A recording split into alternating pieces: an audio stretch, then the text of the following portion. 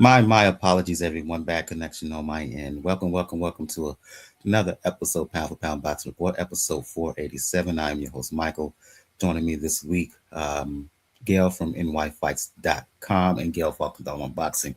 Hope to have Daniel from 4 Boxing News in the Inscriber on later on in the show. Again, my apologies, Gail. How's everything going? Going well, although it wasn't the most thrilling boxing weekend I've ever experienced, but we have something to look forward to this weekend. I hope we do. Indeed. And um, more excitement hopefully this weekend, and actually a little bit more excitement in the news segment. Just some late breaking news that occurred over the last couple of hours. For those who are new to Pound for Pound Box Report, Pound for Pound Box Report live YouTube show, podcast, and blog, um, discussing all things boxing. The motto was, when boxing is good, we will talk about it. When it's bad, we'll talk about it. Bottom line is, if it concerns the sweet science, it will get discussed. If you're checking us out on YouTube, please check out the description below. You'll find links to where to find Pound for Pound Box Report all over the social media platforms, links to the YouTube channel, links to the um, Twitter and IG page. If you wish to email us, you can do so. P4P Boxing Report, P4P Boxing, excuse me, at P4PBoxingReport.com. If you wish to donate, wouldn't matter to us if it's $1, $2, $5, whatever you wish to contribute. Got Cash Me and PayPal donation links again in the description. We will be grateful for any contribution we get from you, potentially. Also, for those who are into fragrance, for those who are into all things smell good, Pound for Pound Box Report um, is an affiliate of both Navarrete Fragrances and Nazar Fragrances. So it'll do a little bit of sponsoring for the show behind the scenes. If you hit the code, use the code, excuse me, Michael WP4P. Let me repeat that, Michael WP4P. You get 15% off on any and all uh, purchases from both Navarrete and Nazar Fragrances. Let's get things going, Gail, and recap what was in the end kind of an uneventful weekend, as you noted. Um, let's start with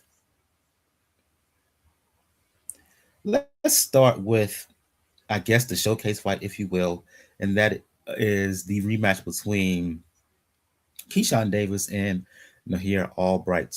Took place in the Scope in Richmond, Virginia. They fought back in 2023, fall of 2023. Um, Davis got the win, but he had some struggles along the way, particularly on the back half of the bout. Got the decision win in the rematch. Had a far more easier time of it. Uh, Pretty much had his way on to unanimous decision win. Um, the thing with Davis, Gail, he got the win, but it seems this cat can never escape controversy, right? Last week we talked about how missing weight is one of your pet peeves. It occurred when it came to the supposed fight that was going to happen between Angela Leo and Raisa Aleem. That fight was scratched because Aleem didn't make weight. Um, Initially, Keyshawn Davis didn't make weight for this fight, zero point 0.2 pounds over. Eventually made it up at the second attempt. After this win and the rematch against Aleem, he basically said he plans to move to 147 and fight Haney. He got the win, looked pretty good doing it, but I think there are some aspects of his game that's incomplete. Obviously, the issues outside of the ring in terms of discipline and weight management and other things, right? But even in the ring, I saw holes, right? His transition to offense to defense is not great.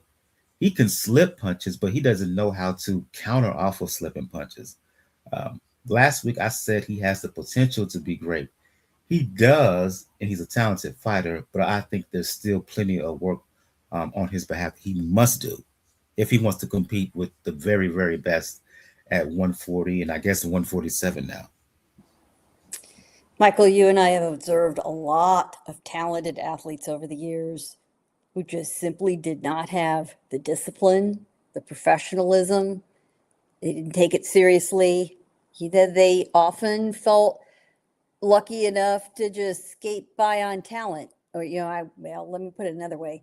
They simply skated by on their talent because they could, and they were allowed to get away with it for many years.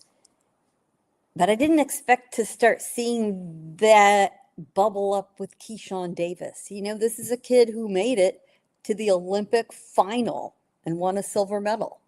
That in the amateur ranks does require discipline. Now, maybe it's because there was somebody to ride his ass the whole time and keep him on the straight and narrow so he'd stay in the program. Now that he is the businessman and running his own business along with his brothers, his mother, as I understand it, was the woman behind the family business for years, and perhaps he's slid into that seat. If that's the case, he's put somebody else back in that chair. He is clearly talented. He clearly has the skills, but he waits for motivation to show up. And he admitted after the fight with Nahir Albright, he was not motivated. He didn't see the need for the rematch. Top Rank basically bullied him into it, according to him. He called him out in the post-fight interview. Again, not very professional. You cannot rely on motivation alone to make you deliver a good performance in a fight. Motivation is a flaky little bitch. She doesn't show up all the time. It's discipline that does that. The best fighters are disciplined.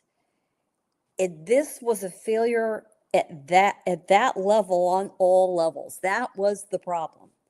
Let's remember that the reason we need this rematch in the first place is that Keyshawn Davis was smoking weed, which is not legal in Texas, and so he got popped for it, and the fight was a DQ.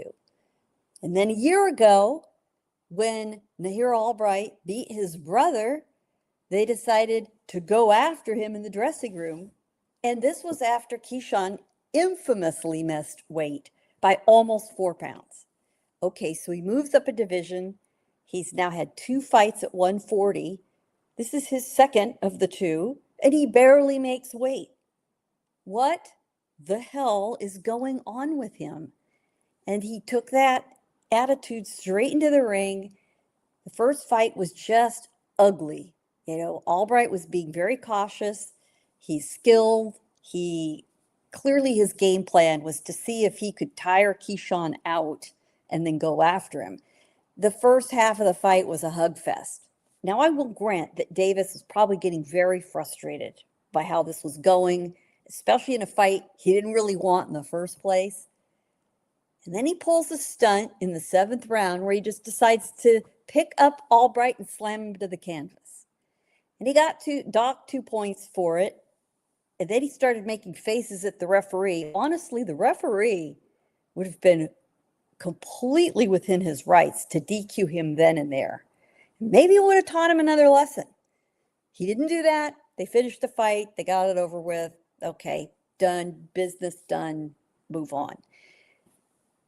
He could have seriously injured Albright, slamming him down on the canvas like that. And honestly, if Albright had decided he wanted a way out, could have indicated that he was injured, had a shoulder injury, dislocation, something's wrong, could not continue, we would have had a no contest. And that would have been even a bigger shit show than it already was. I was tremendously disappointed by this. I expect more of Davis, especially at this level. And if you're an opponent with a belt or with something to lose in a fight to Davis, or something to gain for that matter, do you really want to match up with him when he is so flaky? You just don't know whether he's going to make weight and you just wasted a training camp. That's the first thing that happens with a guy who starts getting a reputation for not being disciplined enough to make weight, is that you get screwed over. And then he pulls these stunts that are, I really can't think of another word to describe them, but just juvenile. Keyshawn Davis has some serious reconsideration about his behavior, because he can be talented in the ring. We've seen so many fighters who have the physical skills and the talents to succeed, and they sabotage themselves. And Michael, dare I say it? I can't believe I'm saying it out loud. I wrote about it this week in my recap. There is more of a whiff of the stink of Adrian Broner coming at Keyshawn Davis. He needs to nip that now. Now. It was just a disastrous fight. And from what I understand from colleagues who were there in Norfolk, the fans even felt very burned. They turned out for him in his so-called homecoming fight where he blew through weight.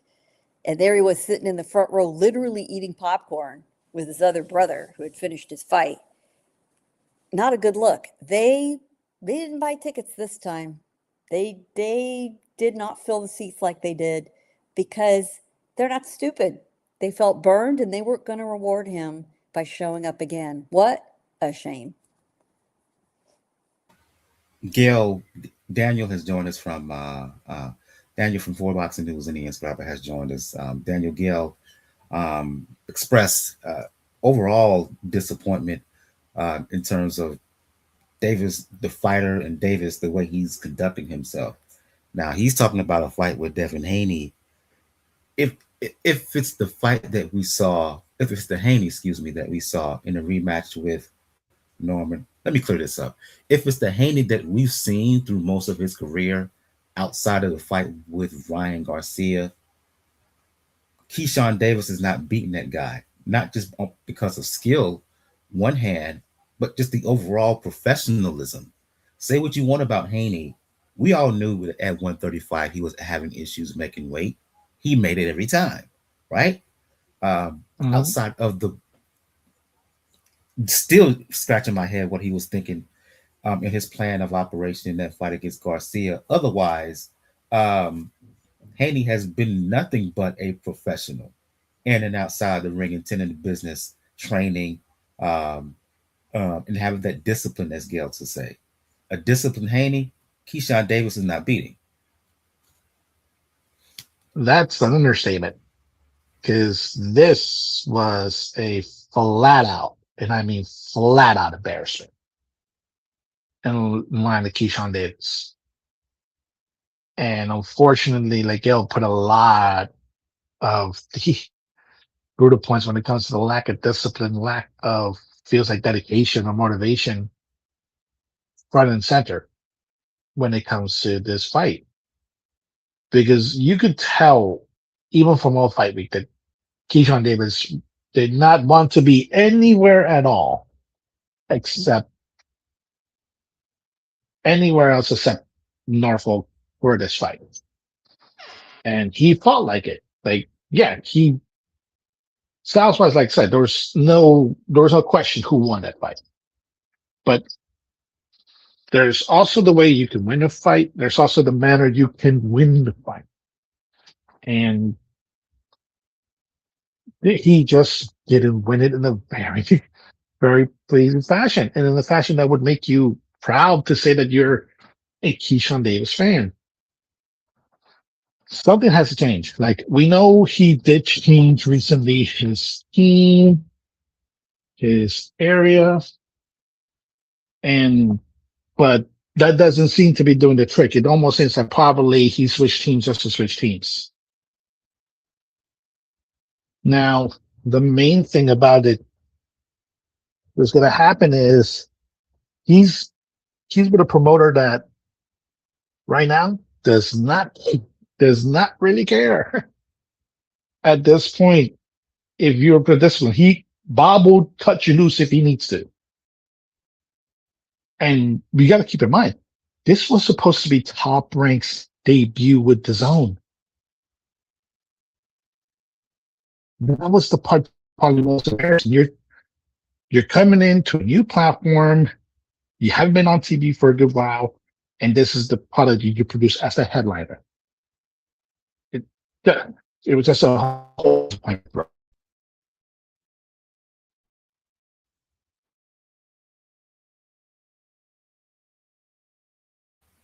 I'm going back to you, Daniel, on the undercard of the return of Brian Norman, who last time we saw him in the ring, uh, lost the WBO 147-pound title to the aforementioned Devin Haney over in Dubai. When we talked about this fight last week, Gail basically, well, no, Gail said that This was just an this was pretty much a showcase opportunity for Norman, a real chance for him to look good in front of the cameras again, and that's basically what it was. He barely had to. He barely had to make a sweat um, in round two, a stoppage win over Jack Wagner. Um, the kind of performance you want to see for a top fighter in the division who's hoping to get another title shot moving forward.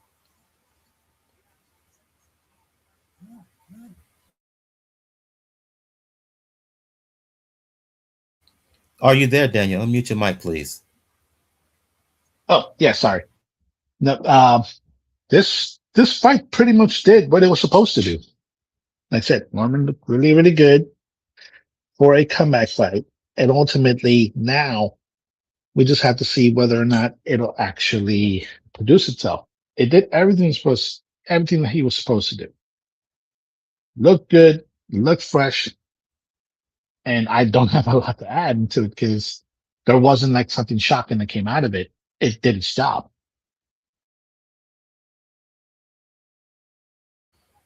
Absolutely, absolutely. Any word on this, Gail? Because you basically predicted the outcome last week.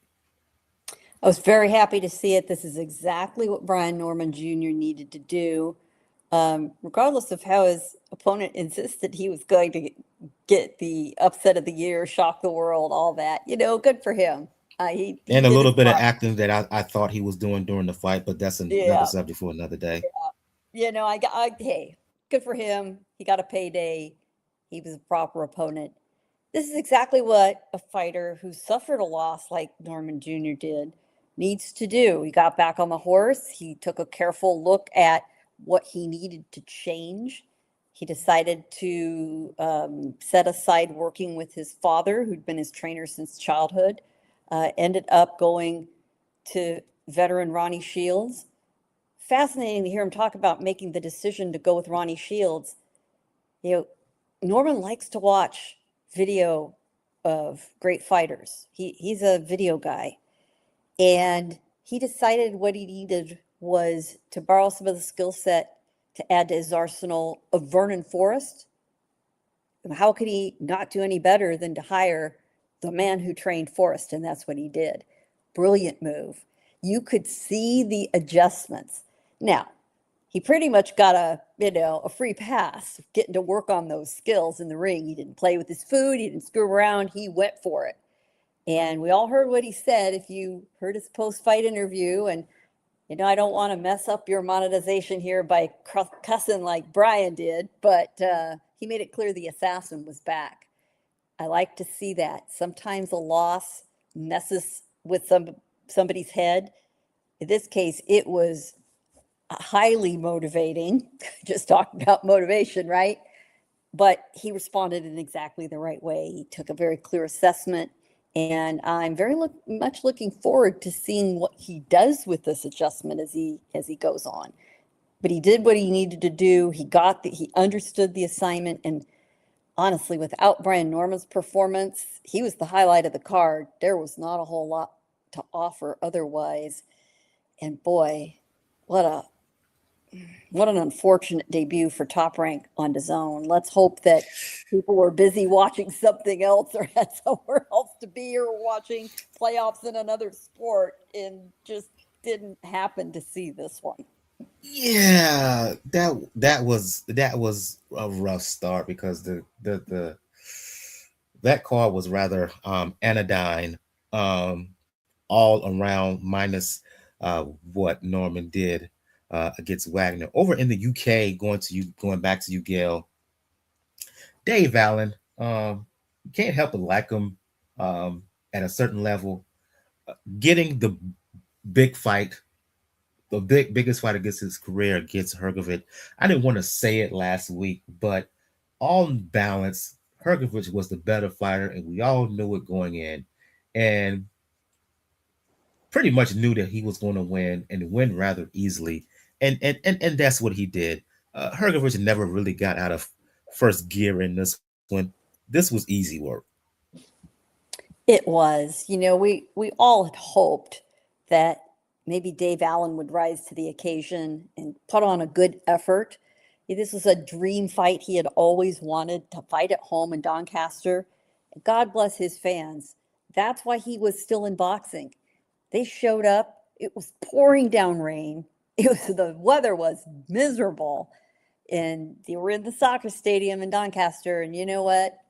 They stuck around, they filled the seats, they got out their ponchos, whatever was necessary. The only blessing for them is they didn't have to sit around during the main event too long because Filip Hrgovic took Allen out in 3 rounds, and it really could have been 2 and wouldn't have made a difference. Allen just had no firepower, nothing to answer for. Hrgovic is not normally a quick starter out of the gate, but very similar to Brian Norman, he didn't play with his food. He just went for it. There was nothing coming back. That fueled him up even more. And a good win for him, doing what was necessary to prove that, yes, he deserves that fight with Moses Itama, which is a blockbuster fight in the UK. That's a big arena fight, if not a stadium fight. And it's got a date, in theory, August 8th. Hrgovic, during the post-fight interview, kind of made a joke, and he said, as long as I'm okay, and I don't have any, cuts or damage on my face. And he says, well, hey, bring me a mirror. How do I look? I was laughing about it. He did have a little bit of a rough spot above the left eye, but he'll be fine, especially for an August fight. Dave Allen was the happiest guy who lost a fight I've seen in a long time. He's just cheerful. His career has been so improbable. He's retired and come back several times. He's made good money. He's scored a few upsets. He's just a regular guy. He's to his fans in Great Britain, a guy you could go sit down at the pub with, have a beer, chat all night, have a laugh. He reveres his fans. He loves them and they love him back. And it was just that kind of love fest. And he claims he's going to keep boxing. He told Eddie Hearn, hey, I'll do the circuit, I'll travel all over the country. I'll do the 6 and 8 rounders. This is great. What do I have to worry about? And talk about a good attitude. His attitude is, listen, I got to get in front of all these people and fight. I fight for a living. I get to train. Everyone else is working hard at jobs and struggling to get paid. I'm the luckiest man in the world. What a good attitude. And that's why he keeps going with the, admittedly limited skills that he's got.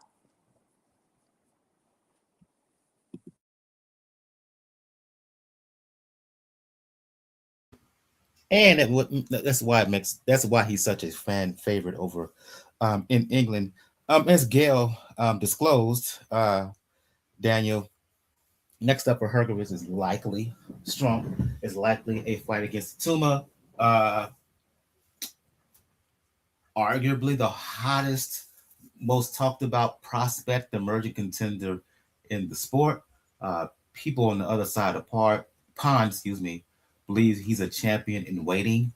But they wanted him to have a step up fight against someone who's legit. They get that in Hrgovic.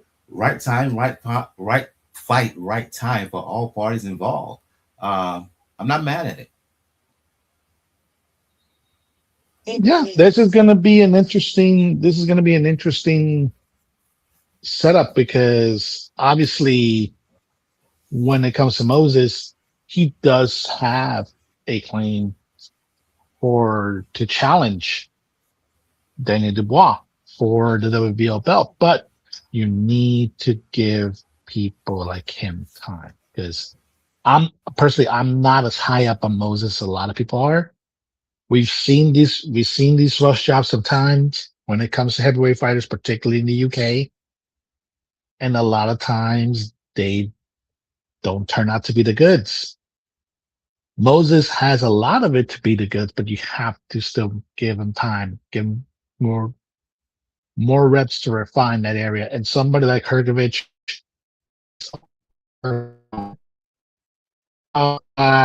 he's going to give you around, going to be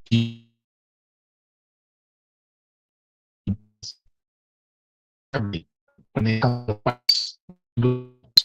At the end of the day, that's a good thing to do, especially since you might be a little bit too busy in that situation.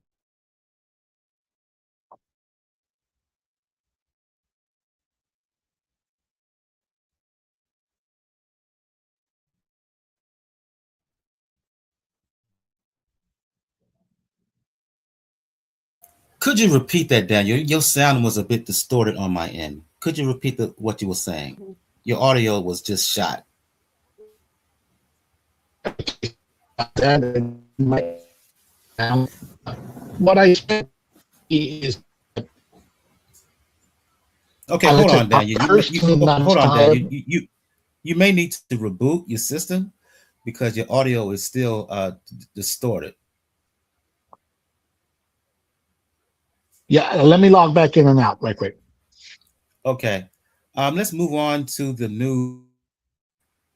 Let's move on to some news here. And last week we talked about the fight between Wardley and Dubois, right? Dubois stopping Wardley in 11 rounds. And I made the argument that Fabio Wardley, Gale should stay out the rest of the year because of such a taxing fight, punishing battle, uh, particularly the damage, the physical damage that Wardley took during that contest. Well, uh, Team Wardley, the fighter in his camp, uh, they have other plans apparently, as they enacted a clause for immediate rematch, and they're petitioning to fight Dubois by the end of this year. I get the I get the desire to get their get back, right? But is this a mistake on their part? I think it's a, I mean, I understand wanting to get back, get your revenge. The question I have is, will Fabio Wardley really be ready for a fight? Really by the end of the year? Right. My prediction is that they may have the rematch. But if it happens in calendar year 2026, I'll be shocked. And I think that is a very bad idea. He's going to need, in my opinion, 4 to 6 months minimum out of the ring after the beating he took. Now, there were various reports about him suffering an orbital bone injury or broken nose. Shockingly, none of that happened. All the wounds on his face were, as bad as they were looking, superficial in that, and he didn't even need stitches for most of them. I mean, that's just crazy to me looking at him. Okay, well, there's that. Doesn't matter that he took a beating for almost an entire 12-round fight. That isn't something that you could see in the mirror. You will feel it when you start getting back into camp, in the gym, in action. I don't think he knows the extent of what lingering damage there might be or how much time he might need, indicating he wants the rematch. I think there was a certain time clock ticking. I don't know if it was 30 days or 60 days. I imagine it was 30. If it was me, I would have waited till day 29 and a half to indicate what my plans were. And then he's going to need, all right, let's say he takes off 4 months, right? 4 months. That puts us, let's do the math, everybody. September. He's going to then need a training camp. Do we think he's going to need 12 weeks at least? We start rolling into December. I can't see this fight happening in December. We're going to be in the first quarter of 2027. And once they've passed the goal date, they don't need to rush it. It's unfortunate, though, for Daniel Dubois. What's going to happen with him? Does he have to sit around and wait until Dubois is ready? Can he take an interim fight? He needs to be careful about what that is. We're going to have to see how the negotiations play out. But it was really, to me, a kind of a surprising turn of events.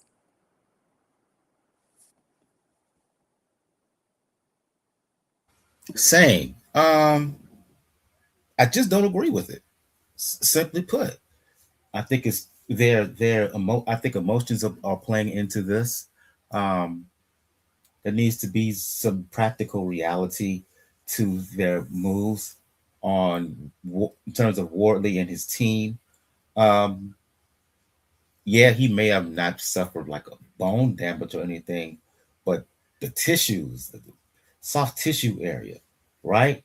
Uh, I'm pretty sure there was some internal bleeding, and he may have been urinating blood this week due to the body punches, right? Uh, that kind of punishment you just don't recover so quickly. Not outside Gale as much as internal, and he needs some time off to recover his body and otherwise. No, no, he should not come back. There should no. February, March I, minimum. He I'm should be yeah. fighting I'm again. thought. Not I mean, not no December. obviously he's going to come back, and if he wants the rematch, that's fine. But to put an accelerated timeline on it is putting pressure on him he doesn't need at all. And you know, if he and his team felt they had to make their intentions clear about exercising the rematch clause, because if they let the time period go by, then he was never guaranteed a rematch after that if he didn't exercise his right now.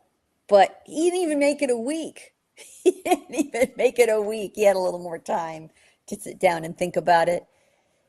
And I suppose that they may have decided, listen, if we're going to do it, let's not play around and play games. Let's just state our intentions, make it clear, make it definitive, make a statement by making the statement.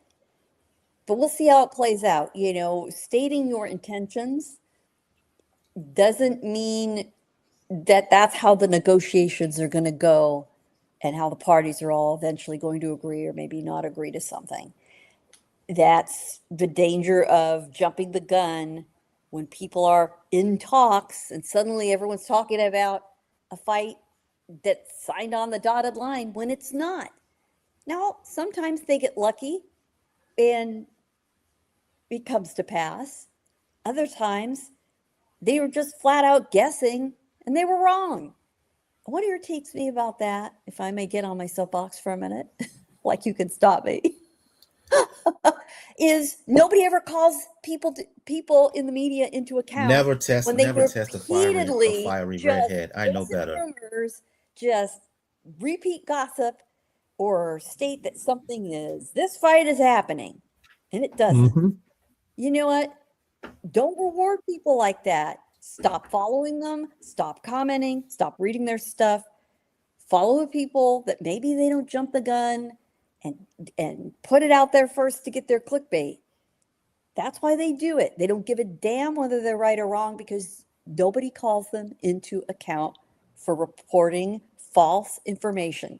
If they manage to stumble across something that comes to pass, fine. They really can't take credit because they didn't know.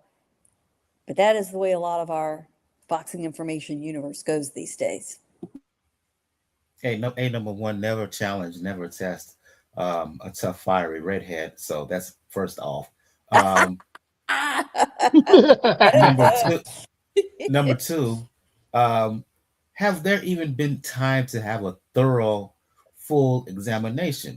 I don't think so, Daniel. And yet they're all automatically saying we want to run it back ASAP.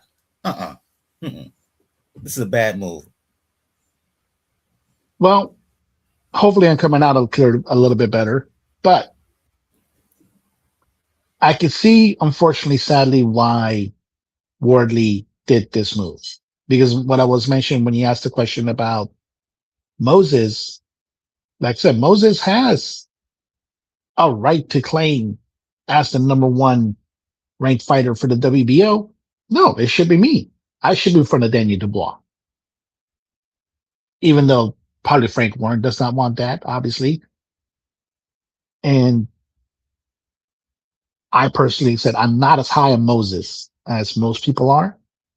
I could see some of the potential there, but I've also seen a lot of British fighters, especially heavyweights, get hyped as the next big thing. And next thing you know, they don't come out with the goods. So I'm a little bit more cautious when it comes to Moses. And Wardley, I think he just sees the hype machine going towards Moses. And he said, no, I need to strike when the iron is hot and get my name out there, because otherwise he can get put a little bit to the back of the line, even as somebody that is serviceable at the world level. Sadly, though, this might be rushed in, and now you're in a different position. When you made this fight initially, you were the champion. Wall was the challenger. Now the shoe's on the other foot. And Dubois is going to do everything that he can to make it difficult for him, because he probably has another fight in his eye that he probably doesn't need to take. So it's sad. And like you mentioned it too, you haven't given yourself enough time to really assess the beating that you took from Dubois. Yeah, you gave as good as you got, but at the same time, at the end, Dubois kind of fucked you up in a level. And my apologies for cussing, but that's the truth. And sometimes you need to sit down for a little bit more to assess the situation, see what you do to change. Because it's not the case of either you got for when it comes to money area, or for hype expenses, and or you got too brave for your own good, and you just want to challenge, knowing full you may not be ready for this fight.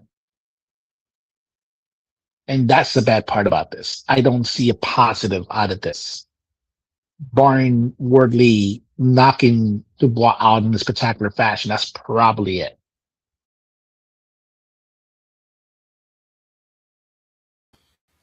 We'll keep you updated on whether this rematch will go on as requested by Wardley.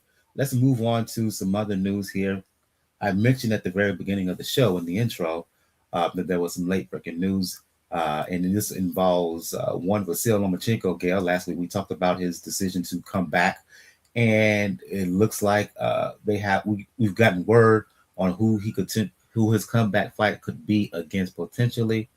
Um, Word on these boxing streets now are coming to the surface that Loma could face is potentially seeking a fight with Emanuel Navarrete, who is champion at 130 pounds, unified champion, and then a win against Navarrete, a fight against Navarrete could springboard into a potential fight with Tank Davis.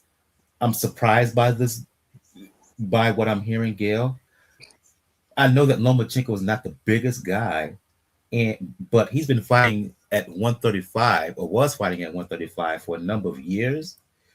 Him now contemplating moving back down to 130 pounds against Navarrete, I don't see it. I can see him coming back to seek a fight against Tank, assuming that Tank Davis gets his life back in order. But moving back to 130, explain. And is this just talk? And is Lomachenko going to eventually fight someone that we do not know yet? Well, let's face it, the last few days, up until we finally get some media out of Cairo, Egypt this week, have been very, very slow. Everybody's looking for something to cover out in these boxing streets. And so suddenly this little tiny bit of news, which is maybe a paragraph's worth, has suddenly been blown up into this huge headline. Lomachenko's coming back to fight Emanuel Navarrete. No, I don't think so. I really don't.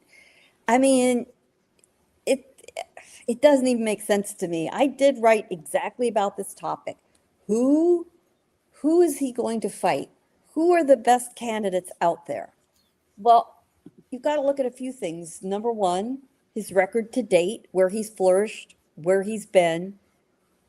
And number two, who's out there for him. And number three, he's 38 years old. And by the time he gets back in the ring, it will be 2 years plus.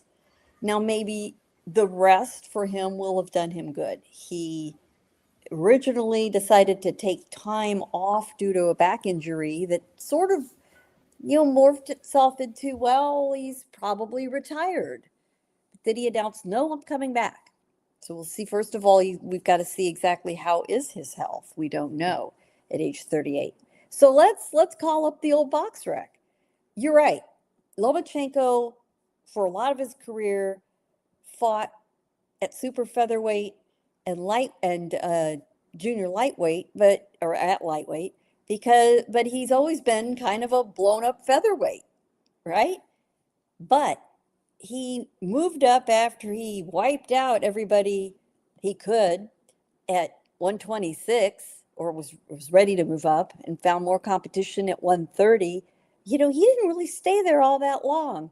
He fought at 130 basically between the middle of 2016 and up to about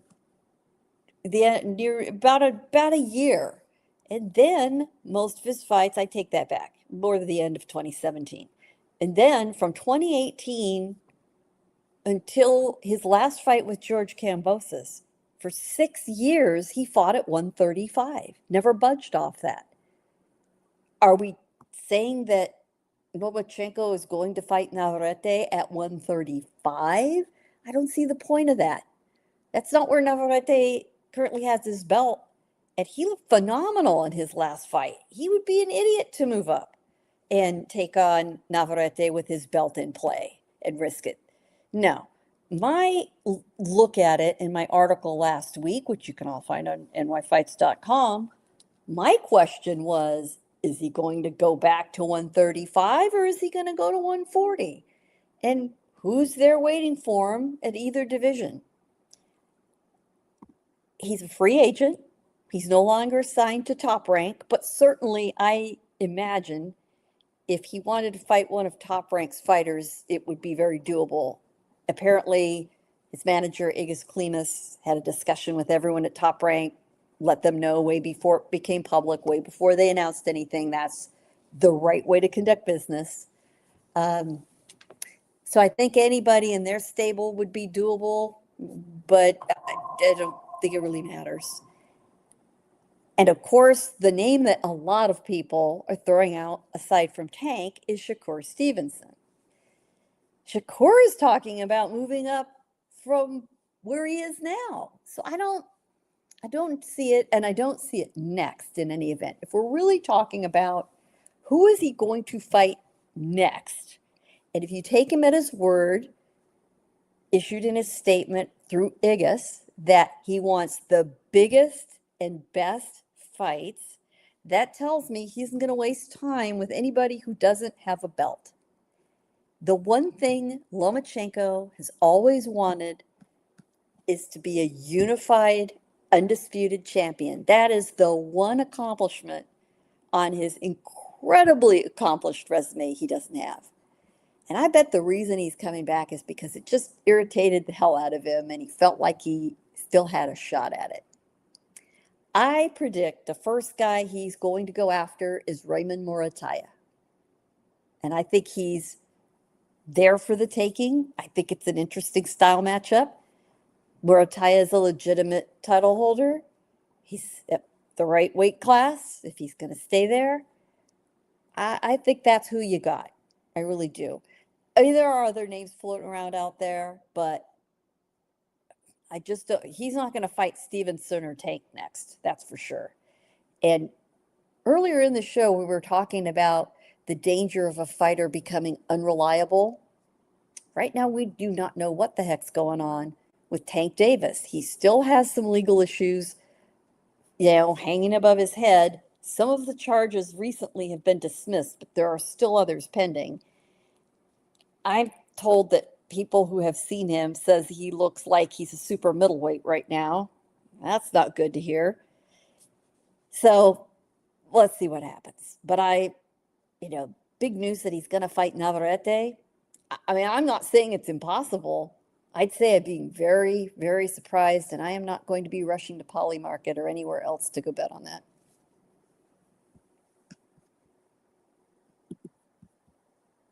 Your reaction, Daniel, to what we've been hearing about Lomachenko the last couple of hours? A bit surprising.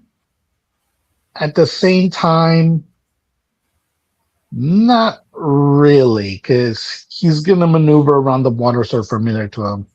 Navarrete still has some of the old ties, like promotional and business ties, that it's easier to work with. But this is either just a big money grab because Tank will give you that money in that type of fight. And I think we all agreed, even before he got retired, that I think Tank had no chance of beating Loma, skill wise. Like, the main shot that Tank has is landing a good punch, which is all you need in boxing. But it's kind of iffy in a certain way. Murataya seems to be, like Gail mentioned, it seems to be the more plausible option. But it really does depend what he actually wants to do. Is he trying to pull a George Foreman type of comeback where you have a couple of years where you can have really good quality fights? Or are you trying to line up for a cash grab? Because Tank sounds like a cash grab. And he may not be a cash grab for much longer considering his legal situation.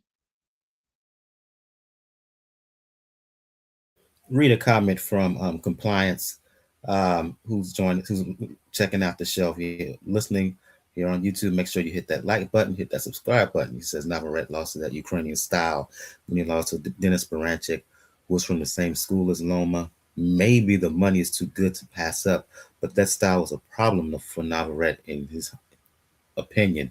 Your reaction to what Compliance said about the potential of a fight between Lomachenko and Navarrete? Yeah, He's looking very at well. from the advantage that it's a bad matchup.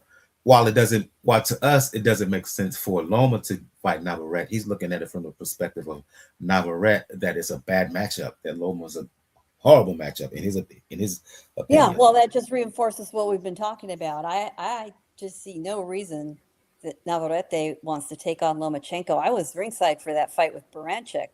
Baranchik just thrashed him. Well, part of the problem was he had gone up one division and he looked sluggish. Navarrete, he looked great in his last fight. I've never seen him in bad condition, but we've all seen him in previous fights. And a guy that's that tall and that skinny still has kind of a dad bod. It's just the weirdest thing in the world. I've never quite gotten it. What's up with that?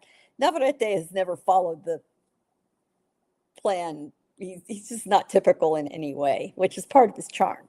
But yeah, that loss to Baranchik was just awful. And, all of Baranchik's former Olympic teammates were there. Loma was there. Vosdik was there. Boachuk was there. All the Ukrainians in Southern California were there cheering him on. Usyk had just had, I think it was his third fight with Fury. He was over in Saudi Arabia. They showed him on the Jumbotron in the arena and on the broadcast watching from his hotel room. He just had his fight earlier in the day. Yeah, I don't think Emanuel Navarrete wants to go into an arena seeing any Ukrainian flags anytime soon. That's just a really good point. It's just, I really am perplexed why this is even up for discussion. It just does not make any sense to me at all. But you know what? It's boxing. I'm not going to say it's absolutely impossible because it's not. It just doesn't seem like a good idea. We will keep you updated on the developing story and the comeback of Lomachenko, and who he will be in the ring against. Presumably by the end of this year, men expect to see him back in the ring. Let's move on to preview some fights coming up. Right, big card is of course in Egypt. Um, while the main event is Usyk and Verhoeven, we'll talk about that fight last. But I want to talk about some fights, the fights on that card leading up to the main event. Off air, right, Gail? Um, we talked about Mizuki Hiruta, uh, WBO champion, women's champion at 140 pounds, right? Um, one of not just the best women's fighters around, but in my opinion, one of the most entertaining fighters, regardless of weight, regardless of gender, right? Makes a return to the ring against Mia Soliman. Um, for those who want to check out this card, don't skip this bout if you consider yourself a real um, fight fan, because Hiruta, she is a treat. She is a joy to watch. She has joy in everything she does, and she presents herself, kind of like she's a fangirl, Japanese fangirl in frilly skirts and pink hair, and right now her hair is blue, actually. Kind of all her cute outfits.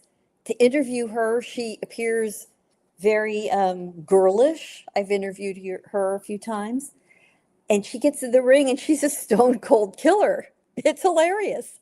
Her WBO super flyweight belt will be on the line in this fight. I don't know much about her opponent, but what an interesting choice. This is a woman with 10 wins, one loss, based in Australia, but she is a native of Cairo. So she's going to have a hometown fight. That could be very motivating for her. So I love the matchup. She's ranked in the top 10 in women's super flyweights. It's not to say it's a division of a huge amount of talent, um, but I'm very interested in this fight. Hiruta won quite a few Fighter of the Year accolades because she was one of only two world champions to defend her title four times in 2025. And the other one was, and I know you know who it was, Michael.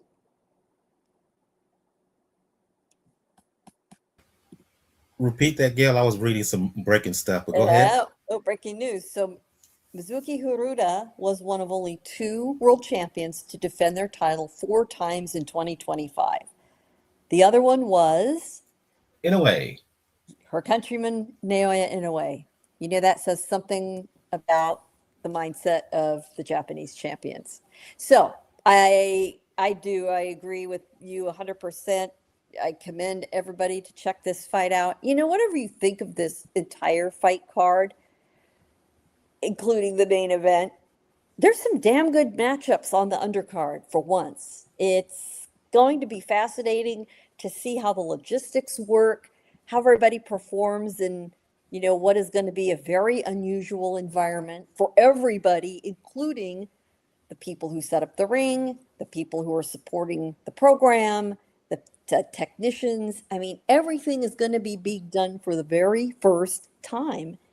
And I think that's going to add a lot of intrigue and interest, whether things go smoothly, whether they kind of go wrong, whether some people find themselves rising to the occasion in the environment or not. I'm already seeing a lot of fascinating social media coming up. All the fighters who I've seen in Egypt seem very, very excited to be there. I commend you to Richard Torrez' social media. He has showed himself shadow boxing in the sand barefoot with the pyramids behind him. That couldn't have possibly been on his mind thinking about his future pro prospects. There's no way. I had a lengthy conversation today with Thomas Triber, who's the ring announcer, who is a native of San Antonio, Texas, who also never imagined he would be sitting in Europe today, getting ready to call, in the ring these fights after having stood in the rain in Doncaster last Saturday. Go figure. It's a spectacle.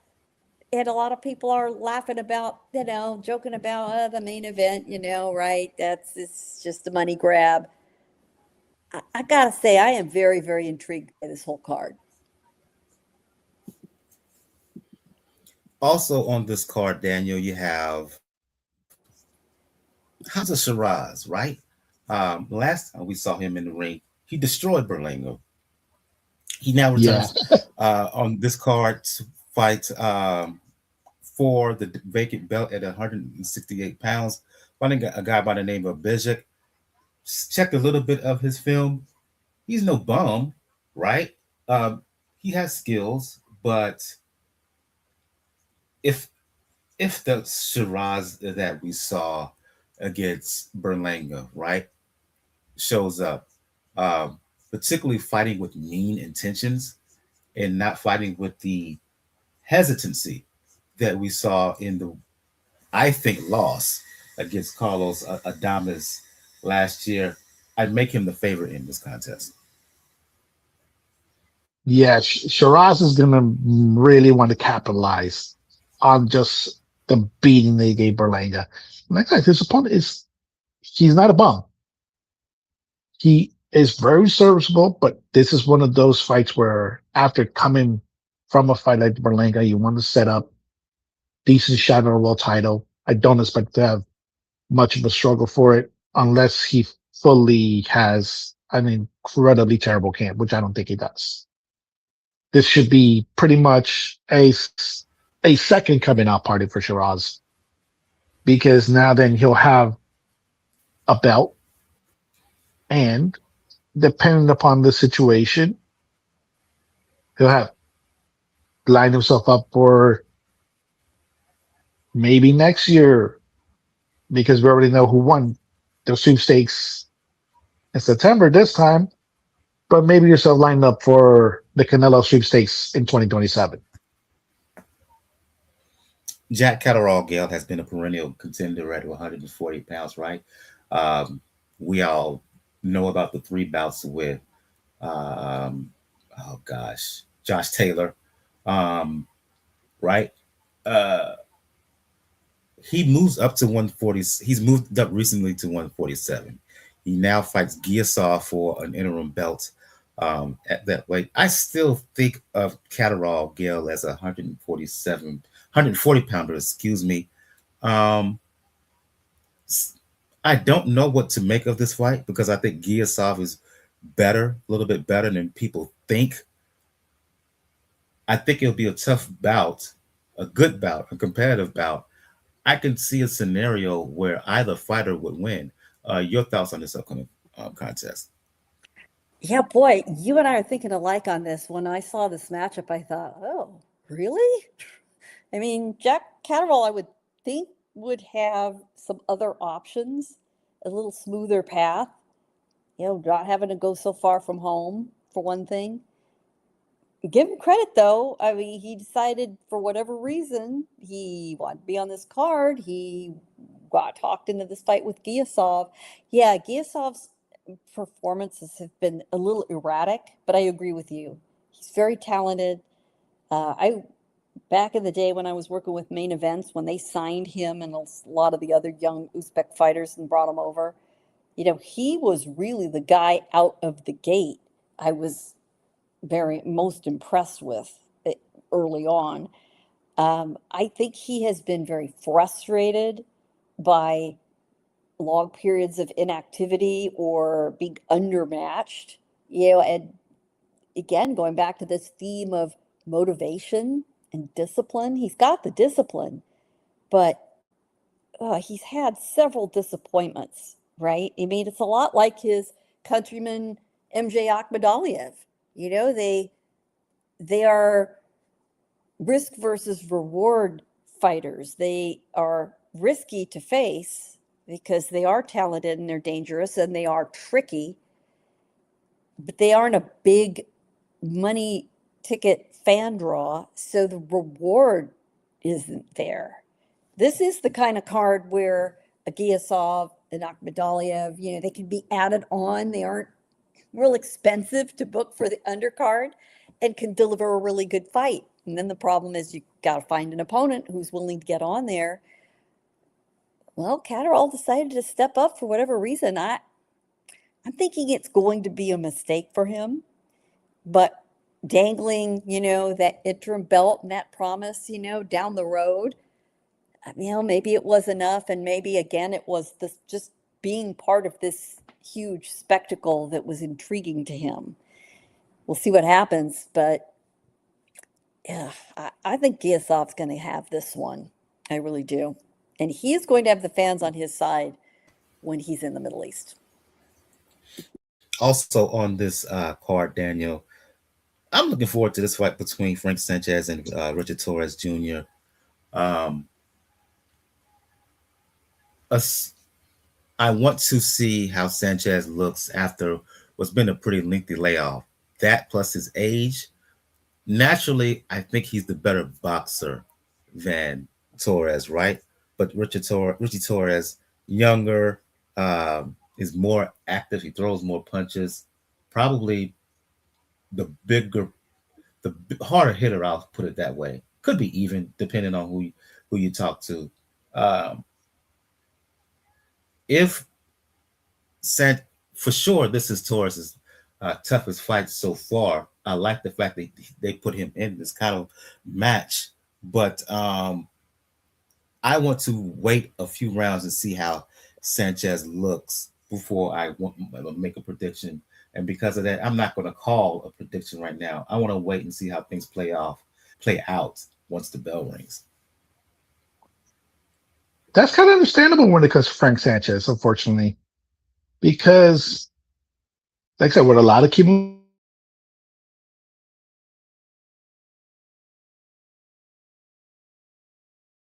sometimes it doesn't really work out when it comes to the division, and they don't dominate the way people think they should dominate. We've had those a lot when it comes to we have the Gamboa, the Dorticos, and now you're having it with a little bit of Frank Sanchez at a time where the division could be wide open.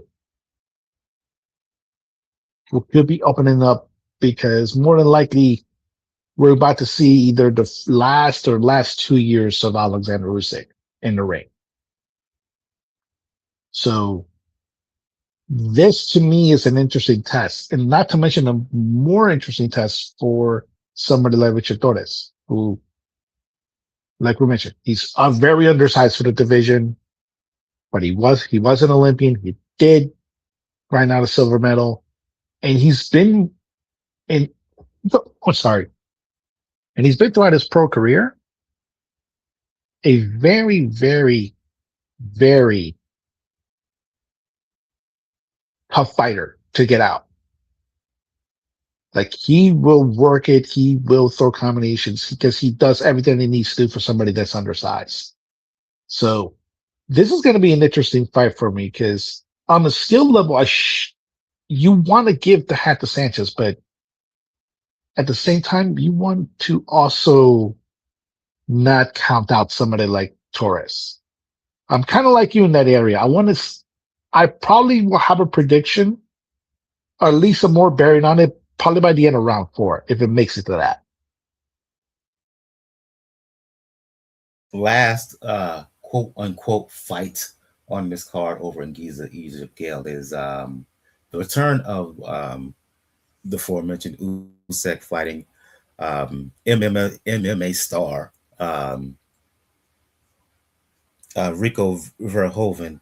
I don't know what to make of this. Um, Boxing match, of course, on balance, Usyk is the far superior fighter. Um, I get vibes of Fury and Gano all over again. Um, I think that due to what Fury went through against Ngannou, Usyk will be more serious than Fury was leading into that and during that fight against Ngannou. Usyk should win and win handily, but yeah, technically this is a fight, but I consider this more of an exhibition, even though Usyk's title is on the line. Yeah, I agree. I think it'll be fun. I think both these guys are approaching it as a skill exhibition, exactly as you said, and improbably the WBC decided to go ahead and put up Usyk's title. Well, fine. I mean, if that means that he gets his mandatory defense out of the way, I mean, it could be worse. But it appears to be that Usyk, as he always has taken his training very seriously. He never comes in less than 1000% prepared.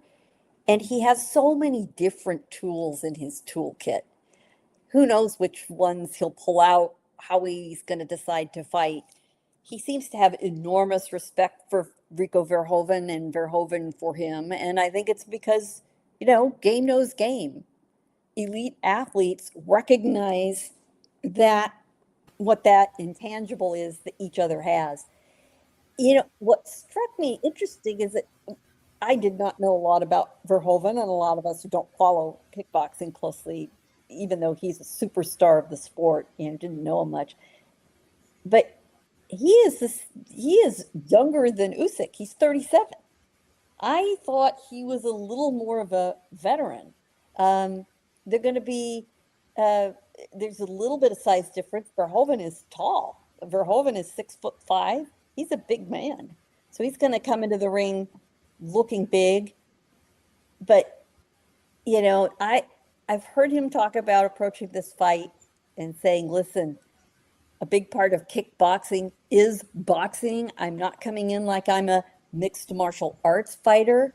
I have been a puncher in the ring, so I know what I'm doing." I'm sorry, it's not the same thing.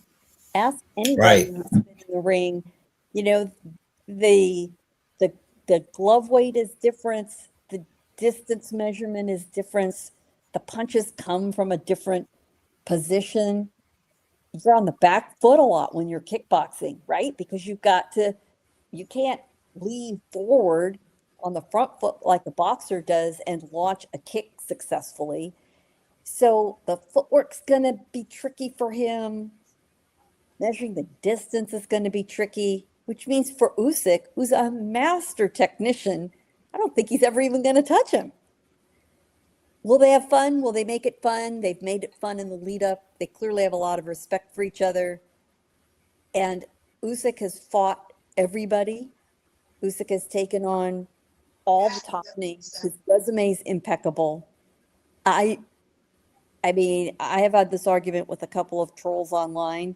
I do not begrudge him this money fight. I don't. And the readout is, should Usyk win, and he will, that it will be time for him to face his mandatory in Agit Kabayel. And if he does that, good for him. Good for him for giving Kabayel, who's legitimately dangerous, a chance. But let him enjoy his trip to Egypt. Let's hope that this turns out to be the spectacle that's being promised to the fans, both inside and outside the ring, that they do a good job with this. I was concerned a little bit that the excursion in the Middle East going on right now with Iran might cause some problems, but apparently everything's fine. Everyone's getting there, and they're ready to go. We'll get to see the fight lead-ups starting tomorrow. Absolutely, and we're going to end things on that note. I want to thank Compliance for his comments. He some more from Lobster 11. I wasn't paying attention. He said for Rico, put it up here for everybody to see. He says for Rico, this is exposed and money. I'm guessing you mean this is exposure and money. For Usyk, this is a nice workout and some money. That's it and nothing more. You're right, Okay, you're yeah, right he on said top of that exposure. one. Yep, absolutely right. I couldn't Yep. put it better. Fair enough. Yep. Everybody knows what it is. I mean, neither of these guys are claiming they're going to smash each other's face or knock each other's heads off. That's not the kind of thing it is. Yeah, this isn't going to be a rock and sock and fight. This is going to be more or less an exhibition. Like I said, Usyk, like I said, shaking some rust off, and it's going to be an entertaining fight. Yeah, because kickboxing, you're a little bit more grounded than just pure MMA, but it's still not pure. It's still not pure boxing. No, it's not. And I can't disagree with anything that's been said by you, Gail, by you, Daniel, as well as Lobster 11 here in the chat. And I think we're going to end things on that note. I'm going to thank Lobster 11 and Compliance for their comments. Uh, Going to go around the panel here. Again, with ladies first, going to end with ladies first. Gail from nyfights.com and Gail Falkenthal on boxing. Let the folks know where they can find you. You know where it is for my articles, reviews, previews, recaps. It's nyfights.com. For the interviews, it's my YouTube channel, Gail Falkenthal on Boxing. And I would be remiss if I didn't point out that one of my recent interviews was with former world champion Jamil Herring, who is going for his second combat sport belt on Friday night in Palm Desert, California, in bare knuckle boxing. Should you care to check out Sergeant Herring, it'll be on DAZN. And Daniel from Four Boxing News and the Inscriber for those who want to talk the sweet science, for those who want to talk pro wrestling, for those who want to talk all things Miami Heat. Let the folks know where they can hit you up. Yes, folks, you can see me on all the socials, Walkers99, anywhere that you go. Like I said, Twitter, Blue Sky, pretty much every place that you can look at. I'll be on there with that nickname. And honestly, like this card's going to be, it's pretty interesting. It's a very fun card. Granted, the fight that I'm going to be looking at most is Mizuki Hiruta. Now, I'll give a tip to most people. When it comes into this, do not confuse her, because there is a Joshi wrestler from TJPW that goes by Mizuki. And unfortunately, when you try to look up the name, unless you don't put Hiruta's last name on there, you're gonna get just Mizuki from TJPW in that area. But that's gonna be an entertaining fight. Like she's been great transplant from Japan. Mandy Robles has done an excellent job with her. This is gonna be a fight that's gonna be entertaining to watch, because she is getting close to that weight division where one Miss Gabby Fundora may be coming knocking. Should Hiruta win? Let's talk about that potential bout next week. For those who want to talk boxing, music, fitness, you know what it is with me on Twitter. Because like Daniel, I refuse to call it X. Brother JR at Brother JR76.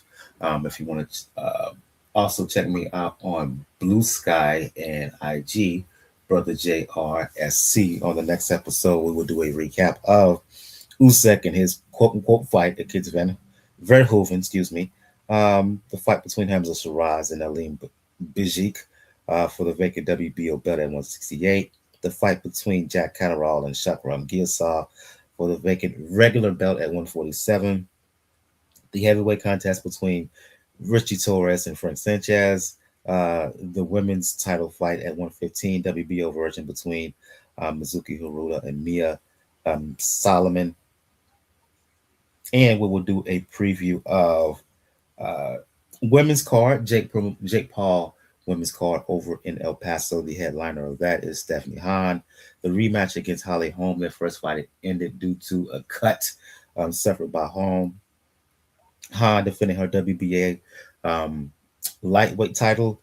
Also on that card, Amanda Serrano makes her return to the ring, defends her unified 126 pounds belts against Cheyenne Hansen. Delcy Robinson defends her unified 160-pound titles against Mary Spencer. Lourdes Juarez fighting Yukasa Valle defending her 108-pound belt WBC version. So loaded card when women's world titles fights on that. Also the return of Dmitry Bivol on the 30th in Russia. Bivol is fighting Michael Eford. I believe that's a mandatory title defense. So we will talk about all. And also in San Antonio, also, no, in Houston, excuse me, also on the 30th on the zone. Bad blood here as Oshaki Foster defends his 130-pound belt. WBC version against Raymond Ford. Ford, a former world champion at 126. So a loaded weekend on the 30th. So we'll be previewing a lot of fights because next week on Monday is Memorial Day. We will not have a show that evening. So the goal is to push things back, and we will have a show Wednesday next week. So I want to observe that quote unquote holiday. We will not do a show next Monday. We will instead have a show next week on Wednesday. Um, Another comment here before we head off from, yeah, my bad. Yeah, I know what you was trying to say. No problems, lobster. Um, So yeah, this has been episode 487 of the Pound for Pound Boxing Report. For Gil of NY Fights and Gil Falkenthal on boxing. For Daniel of Ford Boxing News and the Inscriber. I am your host, Michael. We will see you next week on Wednesday for another episode of Pound for Pound Boxing Report. Everyone have a good evening. Good night.